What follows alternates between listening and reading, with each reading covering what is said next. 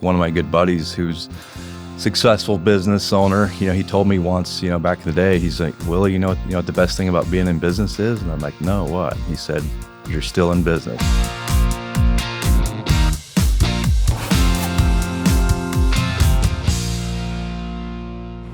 Howdy, y'all. I'm Elizabeth Gore. Welcome to The Big Idea from Yahoo Finance, presented by Block Advisors, built by H&R Block.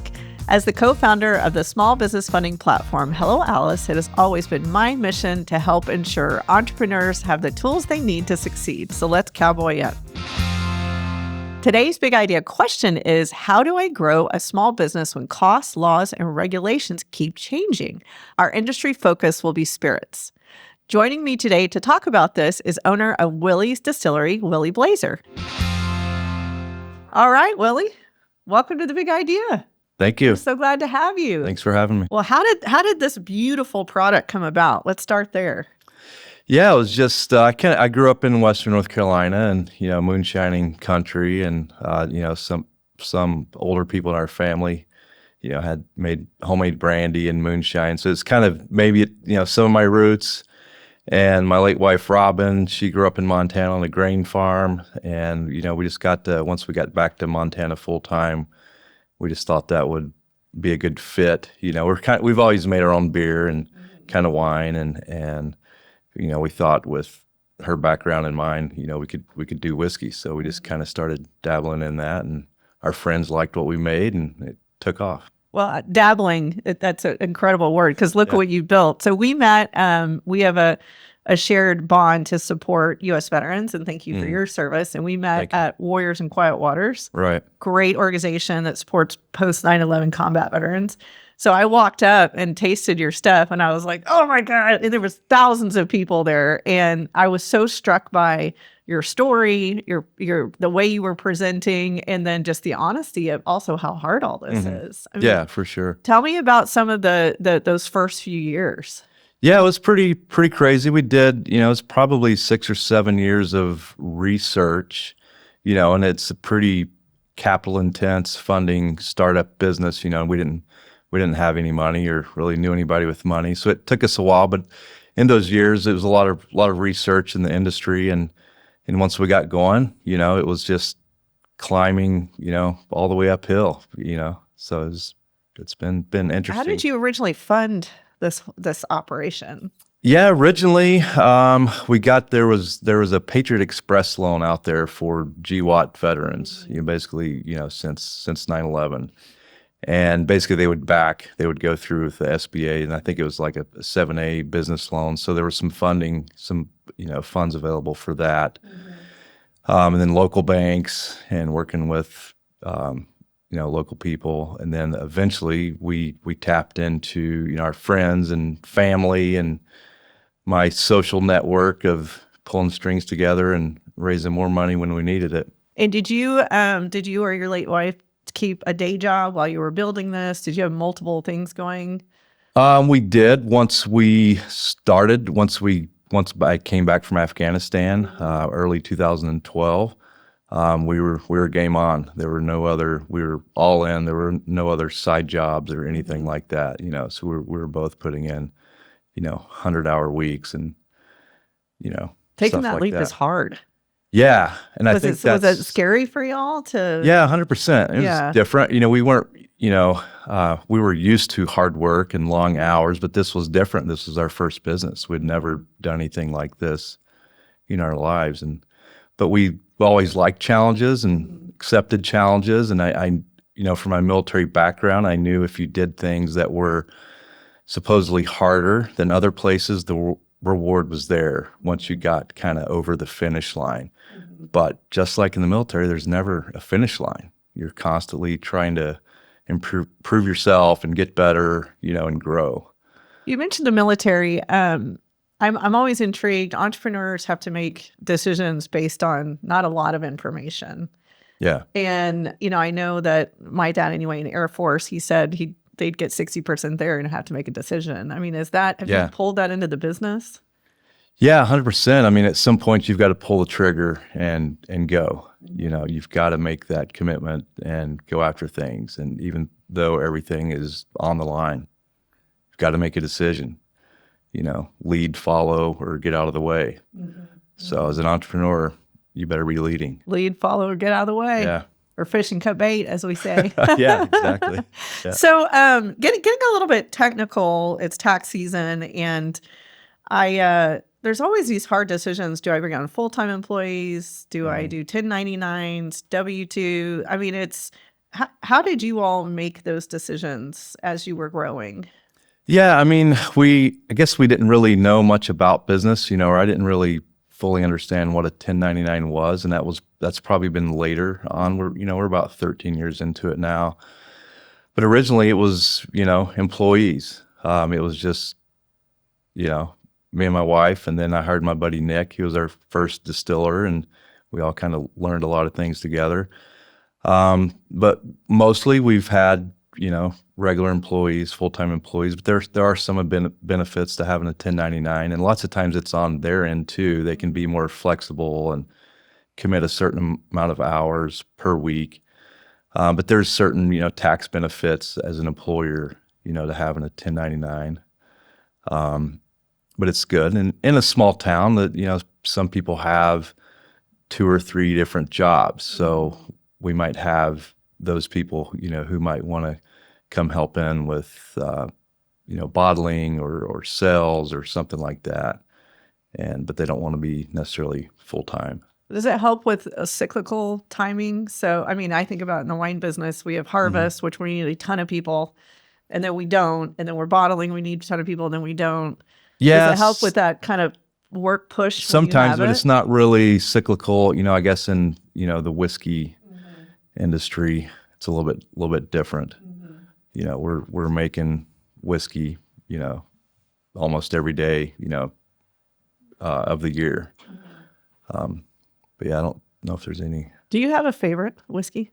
Or out of all your, I know it's you also. Yeah, my go-to is our Bighorn Bourbon. And then second's probably our Devil's Brigade. Okay. Just because I have a tie to that. That's kind of our military. Well, tell me the story behind. That's when we first started talking. That was the story I heard, but I'd love to share it with. Yeah, and Devil's Brigade. It kind of ties into my background in history and special forces. And that was the Devil's Brigade was a unit in World War II that was formed up, and it was about half Americans and then half Canadian soldiers. But they're the original commando unit. So special forces, the modern day special forces, and a lot of other soft units today take their heritage from the original first Special Service Forcemen, but their nickname was called the Devil's Brigade, which they received in World War II. So it's just ties to Montana. It was formed in Montana, and my military background, so it's kind of a no-brainer. And I had a lot of older SF guys who are like, Willie, you need to do something to honor the first Special Service Force or General Fredericks. And so we, kind of war gamed a few things and eventually went that route. And then never was going to start the business or anything on my background, but things naturally come to play with who you are and what you wanted to do, and people wanted to hear the story. And that, that's part of my story was, I was a veteran. Willie, hold that thought. We'll be right back on The Big Idea.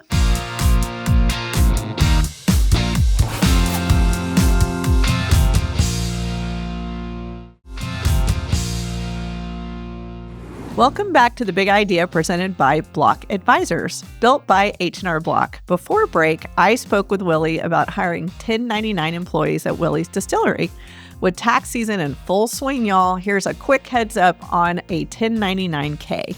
It's the form small business owners receive for payments processed through the third-party platforms like Venmo, PayPal, Uber, Lyft, and DoorDash. Here's what you need to know. If you've received payments in 2025 that require a 1099, then the company paying you must send you that form by January 31st, 2026. So you can report these payments on your tax returns. Very important. If you're a small business owner and spot an error on your 1099, your first step is to reach out to the payment platform and ask for a correction. Remember, they also send a copy of that form to the IRS. Over the past few years, we've seen several changes to the 1099 rules, and more are kicking in for 2025. In 2024, the IRS began phasing in a lower reporting threshold, which meant many small businesses received a 1099 if they had over $5,000 in payments.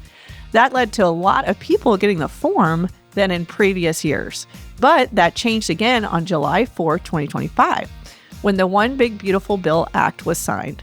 The bill eliminated the lower threshold. That means starting in 2025, you'll only receive a 1099 if you have more than $20,000 in payments and over 200 transactions with a specific third-party platform.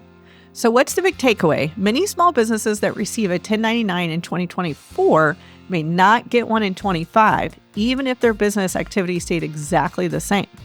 One important reminder, just because you don't receive a 1099 doesn't mean the income isn't taxable. You still have to report all revenue and expenses on your business return. Good record keeping and working with your CPA are extremely important. Okay, y'all, let's pick up back up with my conversation with Willie. We talk a lot about our dirty unicorns, so mistakes we've made in business that other people can learn from. Do you have one that we could learn from? I guess biggest one is just not fully understanding, the finances and the capital needed, and how intense that would be, because it's like, that's being in business. You run out of money, you're out of business. Right. That's like one of my good buddies who's successful business owner. He told me once, back in the day, he's like, Willie, you know what the best thing about being in business is? And I'm like, no, what? And he said, you're still in business. I was like, gosh, awesome. That's awesome. Yeah. I'm going to write that on the wall at Hello Alice. That's so good. Yeah. I love it. Yeah, it's hard. I mean, capital's tough, right? It's, I worked for Michael Dell for a time, and I asked him, what's the thing that keeps you awake at night? And he said cash flow. And I was like, oh my God. Yeah. Billions 100%. of dollars. And it's still cash flow, right? Yeah. At that level. I mean, that's crazy. So we're talking again about we'd rather be drinking, but we got to do all this cash flow projections. So do you plan out for the entire year? How do you think about that? Yeah, we definitely plan out for the entire year, and specifically with aged products, whiskey. Some of our products sit in barrels 2, 3, 4, 8 years. So lots of times you've got to plan down, 5 years worth of planning, cash flow projections and barrels and when you're needing them. And then being able to pivot based off supply and demand and what your customers are drinking and what they want. I think we've been pretty good about adapting and being able to pivot and not just stick to what we think is going to work, but, what's the consumer telling us that they want, and then being able to adapt to that. Just like even during COVID, that time frame, there was kind of a glass shortage, and us being newer and younger and maybe smaller and nimble, we can switch to different bottles and labels. Whereas some of the bigger guys, like maybe Crown Royal or Jack Daniel's, that has specific bottles, if they couldn't get that glass, they can't really put their product in another bottle, whereas we could. So. Your P&L is super unique because you've got cash flow planning, you've got taxes for right now, but then you're thinking about storing something 5 years out. Right. I think that's a really unique entrepreneurial story. Yeah, for sure. And grain prices and grain harvesting are different, different times of year. And That's super unique for any industry. Speaking of cash flow, my goodness, with tariffs and tax changes and it's been quite a 12 months for small business owners. How have you navigated some of that? Yeah, and I don't think we've because we don't really distribute in Canada, so some of the tariffs and taxes up there hasn't really affected us, but it definitely logistics, the grains and shipping and receiving, definitely logistics, over the past few years has went skyrocketed. So that trickles down to everything else, just getting barrels to us, to age our whiskey in, and bottles, glass and grains and, everything, logistics, and us shipping to other places. It's expensive. A lot of people want our bottles, but sometimes logistically it's counterintuitive for us to send our bottles there. And you don't, I mean, alcohol just in general, state to state has such Yeah. different regulations. 50 different rules How do you every keep state. up with that? It's hard, and we distribute, probably about 8 states. So we're kind of more regional, and we do have some online platforms that are allowed to ship to, probably about 30 states out there that do allow it. So it's a little bit different with wine. I think wine's more opened up, and even beer, but spirits is still, just like the Devil's Brigade, spirits is still kind of the devil's juice, It's, not every state likes it, or they have rules on it, and it's a little tough, I don't trust a state that doesn't want bourbon. I'm going to be real honest. Yeah, well, it's not necessarily the state. I'm kidding. People want it, but it's, getting the distributors on board. Yeah. And you've got to be pretty big to get into all 50 states. And that's one of our goals, is eventually get into all 50 states. Yeah, it'll happen 100%. And first of all, you're in Ennis, Montana, 900 people. Yeah. You're still there. Yep. Right? Great place. It is a great place. We have a shared passion for Montana and fishing and all the things. But I'm just thinking through, you're in a smaller town environment. How did you know, particularly for our U.S. veteran entrepreneurs out there, to go look for those types of loans? And, whether they're SBA backed or with your local banks. I mean, give some folks a little bit of advice on that. Yeah, I think we just started, and I think a lot of this is, just with the internet and things like that. I look back on, social media, but there's just so many different resources that you could find. And my wife was tapped into that world, and we just started looking around. And, once you start asking those questions to these businesses and organizations that help businesses start and grow, such as yours, listening to podcasts about business, reading books, about it. So I just kind of went down that road. As a founder, we're sitting here talking about, you have a beautiful product you have to make every day. You're keeping up with taxes and tariffs and regulations. You're talking about hiring and then marketing. There's just so much. How do you manage your time? Yeah, you've got to focus and prioritize. And sometimes I'm not the best at that. Lots of times I find myself in the technician role and, wanting to do things with my hands, wanting to, make whiskey, But yeah, you've got to multitask, and you have to delegate. And luckily I've hired quite a few people who are smarter and better at me in certain aspects of the business, and just realizing that, this isn't about me or my ego. It's a team, just like the military. We have a job, we have a focus and a mission. And it's cool to see what our team can do and accomplish.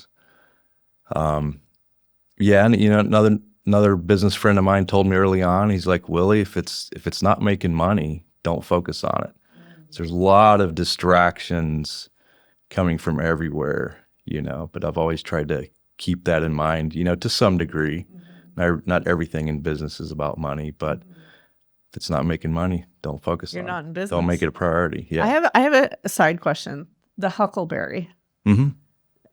Montana and the huckleberry. Explain that to me, because it is kind of a everywhere. regional. Yeah, it's Montana and Idaho specifically, a little bit in Wyoming, and it's a native berry that grows up in the wild, and it's seasonal. There's only like a short window, like maybe 2 or 3 weeks, that the huckleberries ripen up. And there's some years that there are no huckleberries, or there's very limited.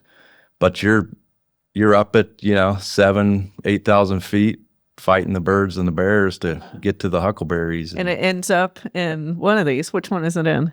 There it is. Yeah, our huckleberry vodka. It's so good. My favorite, one of my favorite lines from the movie Tombstone is "I'm your huckleberry." Yeah, I love that line. I want to come back all the way to our big idea question today for small business owners who are just getting started. Your 3 pieces of advice on dealing with regulation, tariffs, taxes, the non-sexy stuff of the business. Well, definitely have a good attorney, because lots of times. Important. Yeah, and I never knew that at some point, we were going to, possibly have 5 different attorneys, 7 different attorneys, tax attorneys, business attorneys. But just relying on people that can dig into. Lots of times they have more time. Maybe not necessarily more time, but they can dig into some of the regulations and rules and laws. Because distilleries fall under it's like a CFR guideline, Code of Federal Regulation. Part 19 is just distilleries, and it's like 400 pages long. A lot of this information is kind of older and outdated. A lot of it was made, during Prohibition or right after Prohibition. So a lot of old laws and mindset still in the books. Right. And half of that regulation, half of that book, it says at the discretion of the ATF or TTB field agent.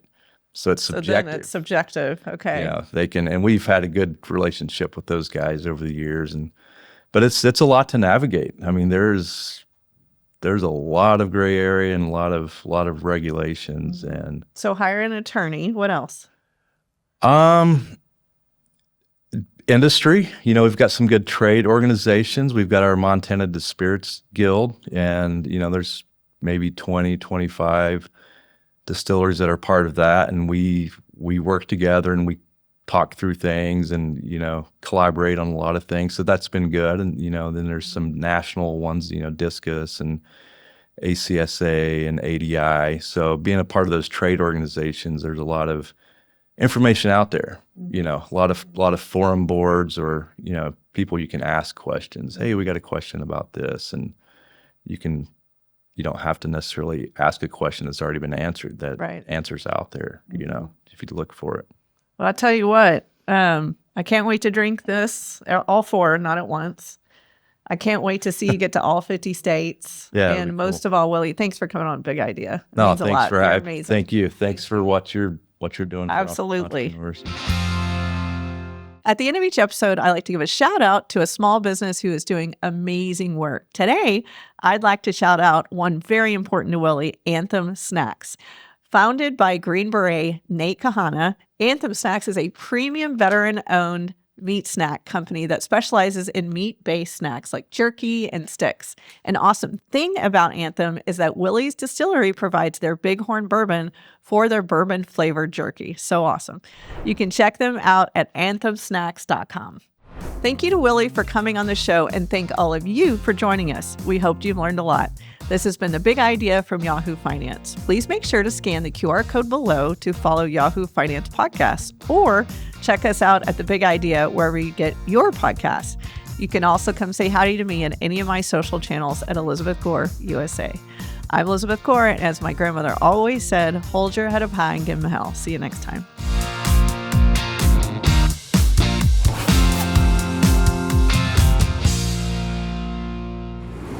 This content was not intended to be financial advice and should not be used as a substitute for professional financial services.